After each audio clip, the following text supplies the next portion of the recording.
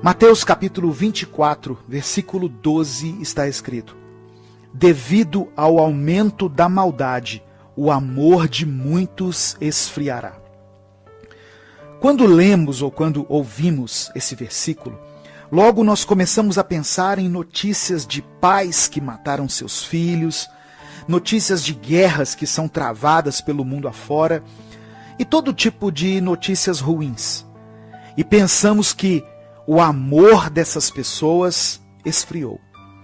Geralmente, atribuímos passagens bíblicas que confrontam o nosso caráter a outras pessoas. Quantas vezes no meio de uma pregação que estava falando diretamente ao nosso coração, nós já pensamos ou já dissemos: tal pessoa tinha que estar aqui para ouvir isso. Como se aquelas palavras não servissem para nós também. Infelizmente, muitos cristãos agem de forma implacável, como se o fato deles conhecerem a Deus os tornasse superiores às demais pessoas. E o pior, agem como se estivessem acima de tudo, inclusive acima da dor alheia. Muitas pessoas consideram o fato de não se sensibilizarem com tudo que está acontecendo no mundo como um gesto de força e de santidade. Alguns chegam até a afirmar que quem se desespera com o que está acontecendo no Brasil é porque não conhece a Deus verdadeiramente. Essas mesmas pessoas não acreditam nas coisas ruins que estão acontecendo na nossa nação e dizem que tudo não passa de sensacionalismo. O país está enfrentando a maior crise sanitária da sua história. Milhares de pessoas morrendo todos os dias. E os crentes estão discutindo nas redes sociais se comer ovo de chocolate é pecado ou não. Debatendo se uma determinada marca de chocolate é do diabo. Por que nós não fazemos uma grande mobilização pela vida? Ou para chorar com os que choram? É porque o nosso amor se esfriou. É porque para muitos, ser cristão se tornou mais uma autoafirmação constante do que uma vida de sacrifício e renúncia, como deve ser. Muitos que estão apontando o esfriamento do amor não se deram conta de que o amor deles mesmos esfriou há muito tempo, a ponto de não conseguirem mais reconhecer os próprios erros e só conseguirem apontar onde está o erro de todas as outras pessoas. Esse é um momento de humildade, de pranto e de silêncio. Muitas pessoas estão gritando que têm as respostas, sendo que essas mesmas pessoas falaram muitas mentiras antes e não se retrataram a respeito das coisas que prejudicaram a vida de tantas outras. É tempo de reconhecermos o nosso lugar, a nossa pequenez e nossa natureza falha, nosso mau caráter e o nosso egoísmo.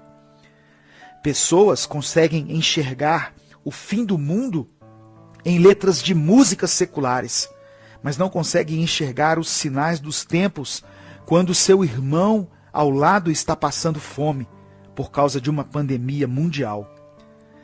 Está cada vez mais difícil expressar palavras de esperança e de amor para aqueles que estão agindo como se tudo o que está acontecendo não passasse de exagero. Muitos de nós estamos precisando, na verdade, de palavras de confronto, palavras duras, palavras que nos façam enxergar que o nosso amor se esfriou e que por pura ignorância nós temos contribuído também para o esfriamento do amor do nosso próximo. É tempo de calarmos a nossa voz e ouvir a voz do Espírito. Não é tempo de querermos dar lições de moral para as pessoas, agindo como se fôssemos os donos da razão, mas sim de começarmos a olhar para o lado e chorar com os que choram, porque eles não estão longe, eles estão junto de nós. Deus quer restaurar a nossa capacidade de amar e quer tirar de nós esse senso de justiça humana, pois a nossa justiça é como trapo de imundície para Deus. O que nos cabe é imitarmos a Jesus e não nos tornarmos juízes aqui na terra. No meio de tantas falácias, Deus procura por aqueles que estão dispostos a serem as mãos e os pés dele aqui na terra. Você está disposto a isso? Eu quero orar por você. Pai amado e querido, obrigado pelo teu amor e pela tua palavra. Nos perdoe porque o nosso amor tem se esfriado. E no meio de tanta dor e tanto desespero, ainda conseguimos encontrar tempo para futilidades. E nos dedicamos a propagar coisas inúteis que não têm nada a ver com o Senhor e com a tua palavra. Restaura em nós a capacidade de amar, a capacidade de nos compadecermos da dor alheia e tira de nós esse falso senso de justiça, porque a justiça pertence ao Senhor e o que nos cabe é apenas sermos sal e luz aqui nessa terra, enquanto vivermos, que possamos falar menos e agir mais. É isso o que nós te pedimos, em nome de Jesus. Amém. Compartilhe essa mensagem, ela pode mudar a vida de alguém. Inscreva-se e seja membro do canal se quiser apoiar esse projeto. Deus te abençoe, eu sou o pastor Edivaldo Oliveira e esse foi mais um Minuto com Deus.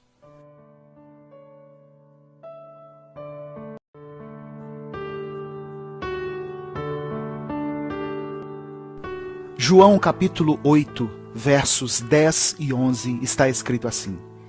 Então Jesus pôs-se em pé e perguntou-lhe, mulher, onde estão eles? Ninguém a condenou? Ninguém, Senhor, disse ela. Declarou Jesus, eu também não a condeno. Agora vá e abandone sua vida de pecado. Jesus nos dá uma grande lição nessa passagem sobre o dever de nos colocarmos no lugar do outro antes de julgá-lo e condená-lo. Uma mulher tinha sido pega em adultério e perguntaram a Jesus o que deveriam fazer com ela, uma vez que Moisés mandou que os adúlteros fossem apedrejados.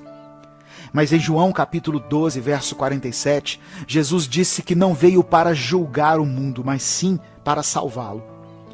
Temos vivido um tempo em que grupos de esquerda, de direita e de centro erguem suas vozes, cada um defendendo o seu ponto de vista, muitas vezes querendo exercer sua justiça, mas sem praticar a misericórdia.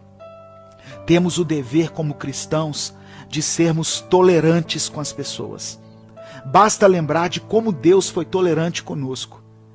Diante daquela situação, Jesus começou a escrever na areia. Muitos estudiosos entendem que ele escreveu os pecados de todos que estavam ali ao redor, querendo condenar aquela mulher.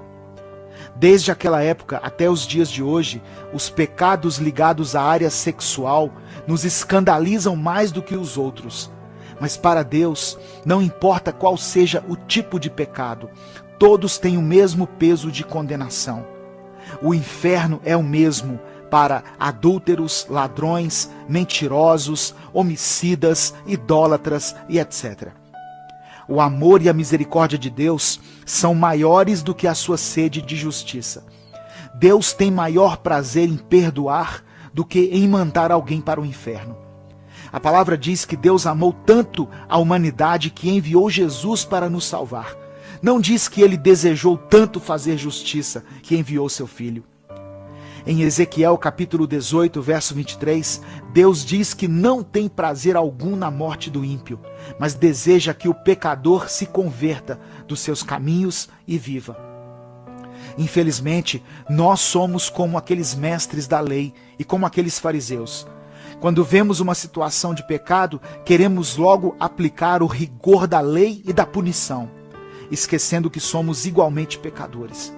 Enchemos as nossas mãos de pedras e vamos até Deus para que seja feita a justiça. Outra coisa que podemos aprender aqui é que a misericórdia do Senhor é infinita, mas ela não nos permite continuar levando uma vida de pecado. A palavra de Jesus para aquela mulher pecadora foi: vá e não peques mais. É preciso confessar, se arrepender e abandonar o pecado. Eu quero orar por você. Deus, eu quero te pedir que o Senhor nos faça mais tolerantes, independente da situação em que o pecador se encontre, que nós aprendamos a não julgar, para que não sejamos julgados.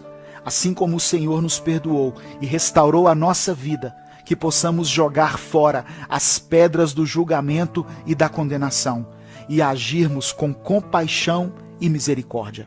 É o que eu te peço em nome de Jesus. Amém. Deus te abençoe. Eu sou o pastor Edivaldo Oliveira e esse foi mais um Minuto com Deus.